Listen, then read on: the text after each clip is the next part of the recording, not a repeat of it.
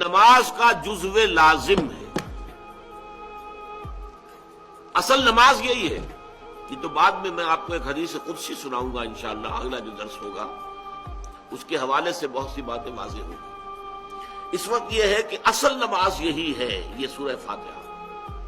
چنانچہ میں آپ کو حدیث سنا رہا ہوں جو صحیح بخاری میں بھی ہے، صحیح مسلم میں بھی ہے، جامع ترمذی میں بھی ہے، سنن ابی داود میں بھی ہے، سنن نسائی میں بھی ہے، اور بہت سی کتابوں میں موجود ہے.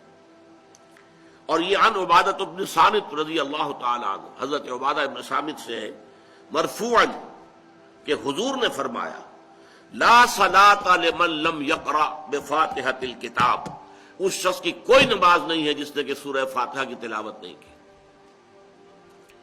اب اس سے ہمارے ہاں ایک بڑا اختلاف پیدا ہوا، وہ نوٹ کر لیجیے.